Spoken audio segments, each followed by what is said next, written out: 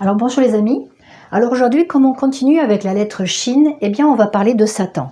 Alors c'est quand même un personnage qui est très important et c'est un peu intriguant. Aujourd'hui, on dirait que Satan c'est presque une star, mais là on va voir à travers l'hébreu qui il est vraiment. Et le mot Satan, voilà comment ça s'écrit, Satan, eh bien c'est avant d'être un nom propre, c'est aussi un nom commun. Et Satan, en hébreu, ça veut dire adversaire, ça veut dire aussi s'opposer, ça veut dire accusateur et aussi le verbe accuser. Voilà. Alors la première fois qu'on va voir ce mot, ça va être dans Genèse au chapitre 26 et au verset 21. Alors là, c'est pas le personnage de Satan, mais on va voir ce mot. C'est le mot sitna, qui veut dire hostilité. Et le contexte, l'histoire, c'est Isaac est dans le pays des Philistins.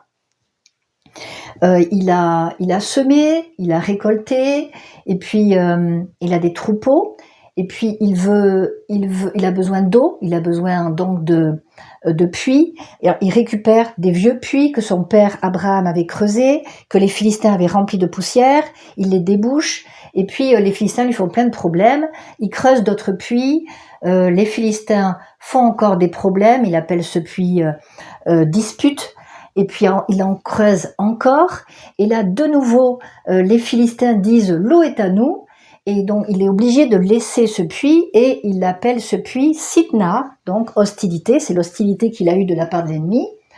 Et là on va voir en fait en Sitna, on a le féminin ici avec le He, mais sinon ce sont les mêmes lettres que Satan.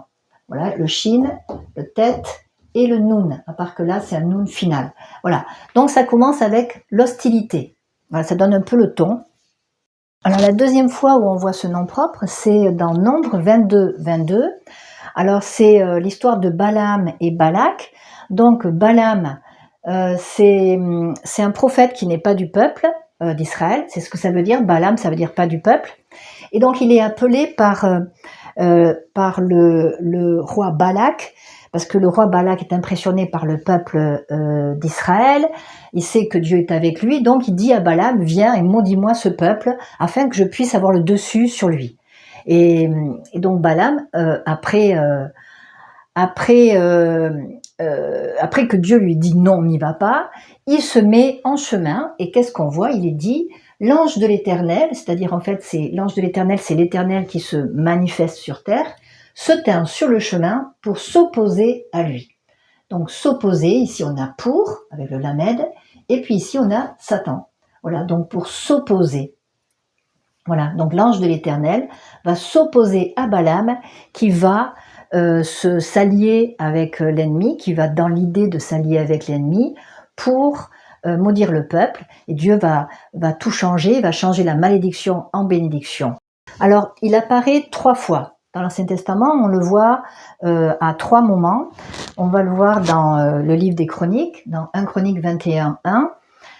Donc il est écrit Satan se leva contre Israël et incita David à faire le dénombrement. Alors je vais vous dire un petit peu le contexte. Donc c'est un moment où Israël a eu énormément de victoires. Dieu a combattu avec eux. Ils ont eu des victoires sur des peuples beaucoup plus forts qu'eux. Ils ont vu vraiment la puissance de Dieu à leur côté. Certains des hommes de David ont tué des géants. Donc c'est clair, c'est Dieu qui a combattu. Mais en fait, le peuple d'Israël, il commence à croire que c'est lui, que c'est sa force en fait. C'est sa force, et ça ouvre une porte. L'orgueil ouvre une porte à Satan, l'adversaire, et celui-ci se lève contre Israël et va inciter David à faire le dénombrement. Qu'est-ce que c'est en fait le dénombrement? C'est que David va compter tous les hommes qui sont aptes à porter des armes. Et ça veut dire quoi en fait? Ça veut dire voyons notre force, oh là là, regardez comme on est fort, comme c'est nous qui sommes les plus forts face aux ennemis. Et en fait, c'était une déclaration, faire le dénombrement à ce moment-là, c'était comme faire une déclaration, c'est nous qui sommes forts, on s'appuie sur nous, on n'a pas besoin de Dieu, voilà, regardez, on a tant de soldats avec nous.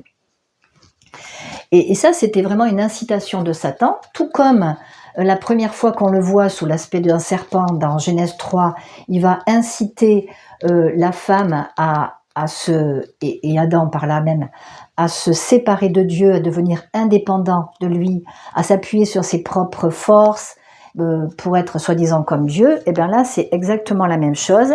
Et le verbe inciter, ça se dit sout. Voilà, je le dis parce qu'on va le revoir tout à l'heure. Voilà, donc il va inciter David. Et peut-être que ce mot inciter, c'est peut-être là que maintenant on va appeler Satan un peu le tentateur, parce qu'il va inciter David à faire le mal. Faire le mal, c'était vraiment dire, voilà, c'est nous qui sommes forts, on n'a pas besoin de Dieu, et en plus, on ne reconnaît pas que c'est Dieu qui a agi pour nous délivrer.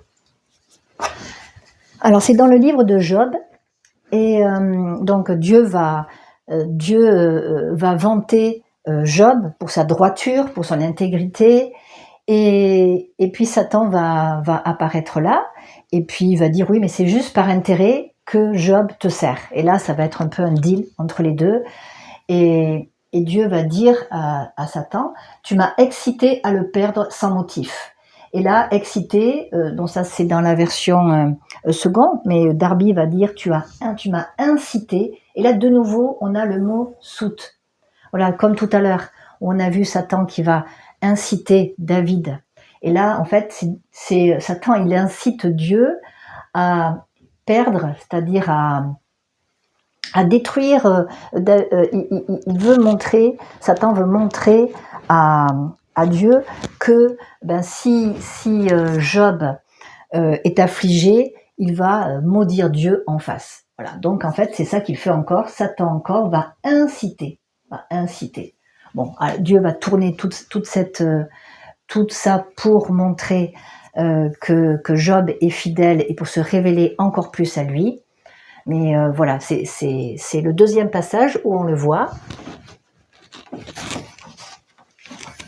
Et en fait, c'est aussi l'œuvre de Satan aujourd'hui de perdre les hommes sans motif.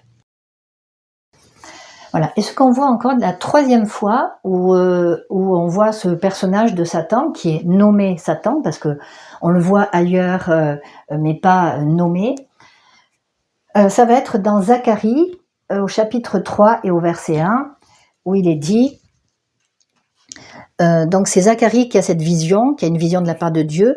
Il me fit voir Josué, le souverain sacrificateur, debout devant l'ange de l'Éternel, et Satan qui se tenait à sa droite pour l'accuser.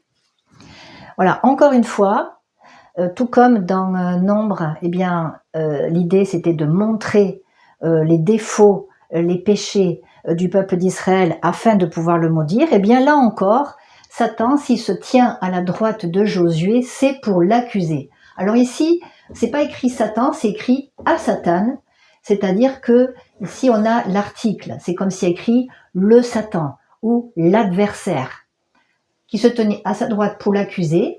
Et accuser, ici on a pour, ici on a le vav qui nous, voilà, c'est pour dire le, et ici on a Satan, voilà, Satan. Donc accuser ou être son adversaire, eh bien c'est encore Satan.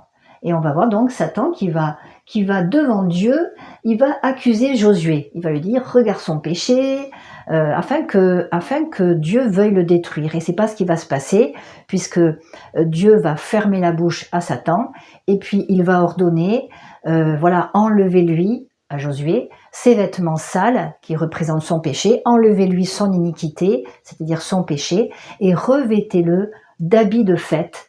Et il lui fait même mettre un turban pur sur sa tête.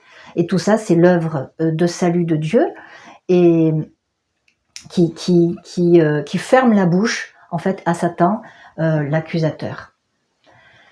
Voilà, et bien voilà, j'ai essayé de dépeindre un petit peu ce qu'on pouvait voir avec ce mot. Et voilà, je vous dis à bientôt. Si ça vous a plu, laissez un pouce et mettez un commentaire. Au revoir.